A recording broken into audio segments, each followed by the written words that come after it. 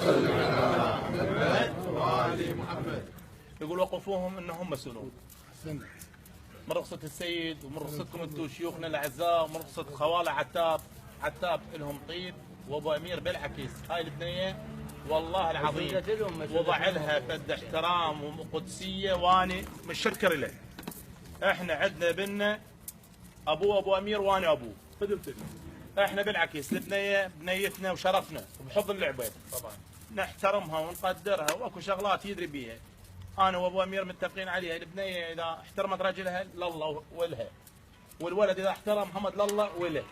احنا ما نقبل اذا ابننا عكس هاي الشغله. لا والله ابو امير انا خادم وقدام الديوان كله. كفو منك. احنا بالعكس كرامه البنيه من كرامتنا. احنا هاي محمد عرضنا وبنتنا اوفى من التسميات حتى وعويل.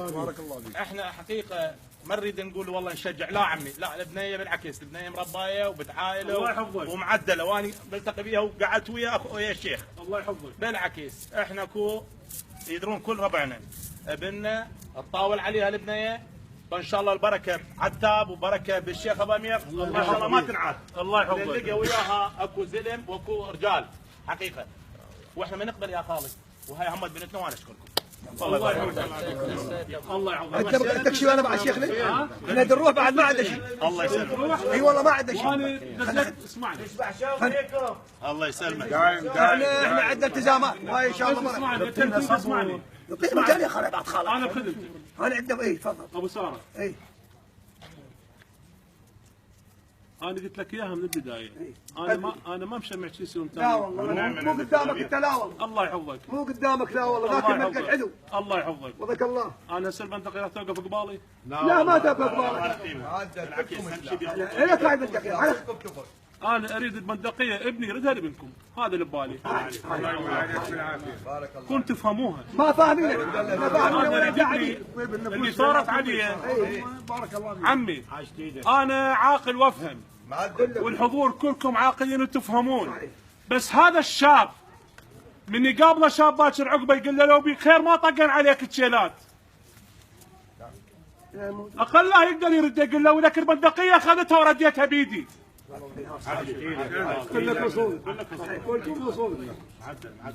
فأنا قراري بيدي، قراري من قرار عمامي وقرارهم هو أعلى من قراري إن شاء الله وعلى راسي من فوق. بس أنا ما أريد أعبر واحد أصغر واحد من ولد عمي، ما أريد أعبرهم. وأنا أترخص من عمي أبو أيسر ومحمد. قوم محمد. عمي محمد المنطقية بيدك. تكرم عمامك تسلمها بيدك الليث. انت مخير وحر.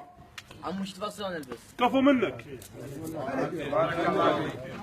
مردودها وفعلتها يم ولد عمي ابو طارق وابو ناصر.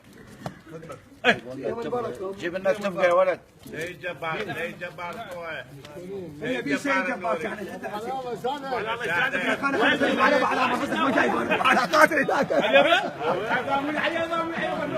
اعطيني الف وروح سلم. لا ما ناس المدة عمي. انا ما شفت بكرك. وين